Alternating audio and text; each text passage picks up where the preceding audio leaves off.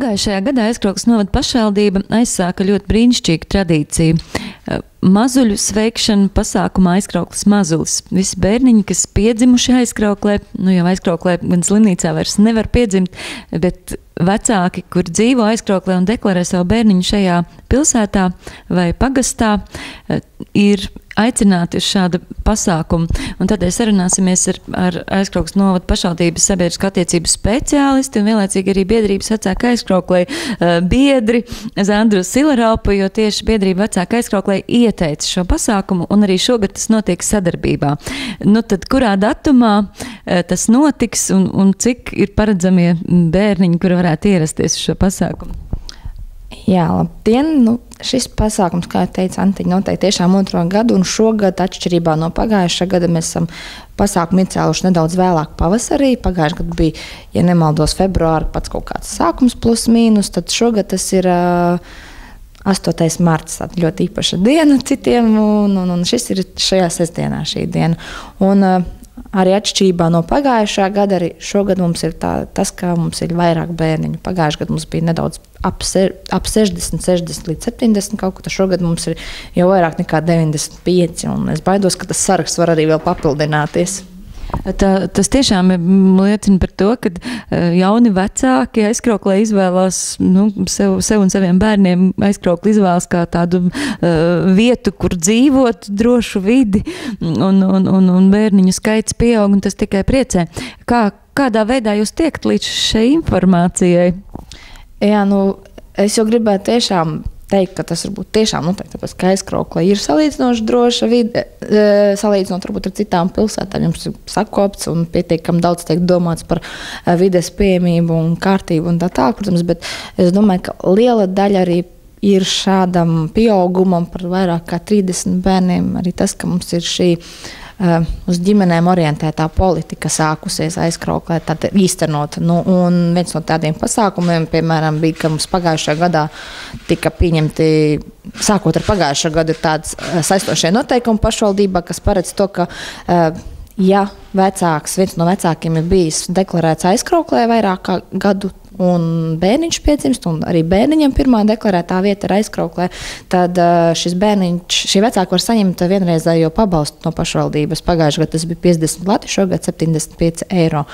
Lūk, un ja iepriekš mums bija tas, ka mēs šos sārakstu ar iespējamo bērniņu skaitu, kas mums ir, saņēmām no dzimtsarakstu nodaļas, un tad mēs precīzi nevarējām zināt, ir vai nav aizkrauklietis. Tad šogad mēs varētu teikt, ka zinām 100%, ka tas ir aizkrauklietis, ja? Jo šie, kas ir šajā sarakstā iekļauti, ir principā tie bērniņi, kuru vecāki ir saņēmuši arī šo pabalstu. Tāpat kā pagājušajā gadā, arī šogad mēs, protams, saskaramies ar situāciju, kad jārēķinās ar neparedzētiem gadījumiem, jo pagājušajā gadā mums, piemēram, bija tādi, kas mums sarakstā nebija, kas bija aizkrauklieši, un kad mēs noskaidrojam, ka viņi tiešām ir aizkrauklieši, bet viņu sarakstā nav, ja? Un tad šogad mums ir tā situācija tāda, ka mēs likās pavisam droši, ja jau dabūjuši to pabalstu, tad jau tur nevar būt problēmas, bet tomēr rodās, jo, diemžēl, kā saka, tie saistošie noteikumi paredz to, ka pabalstu var saņemt, ja ir vecāki deklarēti vairāk nekā gadu, un ir tādi, kas, piemēram, tikai pagājušajā gadā ir atbraukuši uz Aizkraukli, deklarējušies, un arī bērniņš viņiem ir piedzimis. Viņi arī ir aizkrauklieši. Tādi vecāki arī tiek aicināti ar saviem bērniņiem šo pasākumu, ja viņi uz doto brīdi ir Aizkrauklē deklarēti un bērniņš dzimis pagājušajā gadā. Es domāju, ka mēs šo situāciju noteikti atrisināsim, bet pirms viņi nāk, būtu ļoti jauki, ja viņi tomēr sazinātos, lai nebūtu tā, ka atnāk mums ir jānoplāta rokas, jo mums vienkārši uz to brīdi nav bijis tā informācija. Jo pašvaldībai tiešām nav tādas informācijas, ka mēs 100% varētu pateikt, ka jā, šis ir aizkrauklietis, tas ir aizkrauklietis bērniņš, ja, un tad mēs tagad zinām 100%, ka tik un tik bērniņi mums ir Aizkrauklē. Tā informācija ir ļoti slīdena, es teiktu. Jā, tur tāds darbs ar reģistru un tiešām ir grūti atrast šajos laikos, kad pie mums Aizkrauklē nav tās dzemdību nodaļas un likās, ka kādreiz visi piedzima šeit un reģistrējās šeit, jā, tikpat labi var piedzimt un reģistrēt dzimšanu arī citā pilsētā. Tāda situācija. Kā tomēr jūs viņus aicinat? Kā jūs nokļūstat tagad? Jums ir saraksts un kādā veidā notiek aicināšana? Jā, vienkārši, lai nebūtu tieši šādu situāciju, kad tāda, nesaprašanās ar to, kas un kurš var nākt uz tādu pasākumu, mēs esam izsūtījuši ielūgumus. Tie ielūgumi tika izsūtīti, manuprāt, pirms 2 nedēļām, tā kā principā vajadzētu būt jau saņēmušiem, jo man jau pagājušajā nedēļā sāka zvanīt tie vecāki, kuri ir saņēmuši, un vēl šodien un vakar turpināja zvanīt. Apstiprina savu dalību, ja? Un liels procents jau ir apstiprinājuši savu dalību? Es precīzi droši vien, ka nepateikšu, bet manuprāt, kaut kur vairāk kā 1/3 noteikti ir apstiprinājuši. Tā kā tas ir ļoti jauki, ka cilvēki apzinīgi pasaka, vai ne, un ir tādi, kas varbūt nav saņēmuši, jo mēs sūtījām uz deklarētajām adresēm, un es 100% nevaru pateikt, ka viņš tiešām dzīvo tajā adresē. Es ļoti ceru, ka viņi visi būs saņēmuši. Jā, bet izmantojot televīzijas starpniecību, mēs varētu uzrunāt tātad šos jaunos vecākus, kuriem bērniņš dzimis tātad 2013. gadā, zvanīt uz domu un pieteikties šim pasākumam. Varbūt mēs varam kontaktus nosaukt, kam jāzvan. Jā, noteikti, droši vien, ka var zvanīt man, jo es tad varēšu, ja ne gadījumā apskatīties sarakstā, tad arī, pierakstīt vai kā tam līdzi. Man darba tālrunis ir 651 339 33. Uz mobilo tālruni var zvanīt 266 71 875. Un droši vien, ka arī var rakstīt uz e-pastu info@aizkraukli.lv. Lieliski, tad aicinām visus, kas vēl nav pieteikušies, pieteikties, un tie, kas nav atzvanījuši par savu dalību, varbūt atzvanīt, lai ērtāk būtu pasākuma norise, lai nebūtu nekādas aizķeršanās. Tad pasākums 8. martā 12. Un šogad arī droši vien sadarbībā ar Vecāku aizkrauklē tas notiek. Jā, arī, protams, jo iniciatīva vispār par šādu pasākumu ir nākusi no aizkrauklas, šīs biedrības Vecāku aizkrauklē, ja? Bet pagājušajā gadā viņi bija tie, kas vairāk bija pie tās organizatoriskās daļas, tad viņi bišķiņi palīdz mums, jo pieredze tomēr ir tā laba gūta, un viņi ļoti labprāt arī piedalās šajā procesā, jo tas tomēr ir jauks brīdis katrā ģimenē, un tas veids, kā varbūt uzrunāt ģimenes vai kā.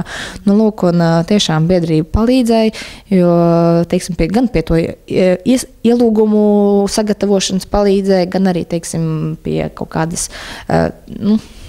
organizatoriskā procesa idejas un tā kā ļoti, ļoti iesaistās, un par to ir liels paldies. Jā, paldies Zandai par informāciju. Tātad atgādinām, ka Zandai Sileraupai uz domu var zvanīt, un www.aizkraukli.lv noteikti var atrast viņas kontaktus, var rakstīt e-pastu, zvanīt uz tālruni un noteikti pieteikties šim pasākumam vai iegūt informāciju. Un tagad par kultūras afišu. Šīs nedēļas nogalē tāda pavasara svētki 8. marts Starptautiskā sieviešu diena. Un šajā dienā Aizkraukles Tautas teātris dāvinās sievietēm, un ne tikai sievietēm, visiem Aizkraukles iedzīvotājiem pirmizrādi. Nils Saimons basām kājām parkā. Ļoti intriģējoša, brīnišķīga luga, kur piedzīvos pirmizrādi 8. martā 18. Visi laipni aicināti svinēt šo dienu kopā ar mums. Ieejas biļetes šajā dienā nav jāpērk. 9. martā Aizkrauklē norisināsies Latvijas amatieru teātru skate gada izrāde, un mūsu novadā tiek piedāvāts 6 izrādes abos kultūras namos, un visi skates dienā jau 11. Visi skatītāji ir aicināti uz Aizkraukles pagasta kultūras namu, kurā redzēsiet Andrija Upīša lugu dzimumdienas rītā, ko mums ir atveduši amatieru teātris Ore no Sēlpils. Nākošā izrāde jau 12. pilsētas kultūras namā Anna Brigadera Sprīdītis, Jumpravas amatieru teātra izpildījumā. 15. dodamies atkal uz Aizkraukles pagasta kultūras namu. Andras Malnfeldes luga Tu tikai atgriezies, Ķeipenes amatieru teātris Pūce. 16.30 atkal pilsētas kultūras namā Andrejs Migla, divreiz Zakta Līgaviņa, Suntažu kultūras nama amatieru teātris Sauja. Un 18.30 Aizkraukles pagasta kultūras namā Roberts Tomā, 8 mīlošas sievietes. Pie mums viesojas kaimiņi Jaunjelgavas teātris. Un gada izrādes skates dienā pēdējā izrāde Aizkraukles kultūras namā jau pieminēta Nila Saimona basām kājām pa parku Aizkraukles Tautas teātra izpildījumā. Tātad aicinām jūs pavadīt teātra gaisotnē šīs nedēļas nogali. Nākošajā nedēļā 14. martā Klusie ūdeņi. Steidzieties iegādāties biļetes, tās ir pieejamas kultūras nama kasē. Atgādināšu, ka kultūras namā kase strādā no 12. līdz 14. pa dienu un pēcpusdienā no 17. līdz 19. Taču 15. martā atkal aicinām visus uz pagasta kultūras namu uz deju kolektīva Aizkraukles sadanci. Baudīsim pavasari un kultūras pasākumus!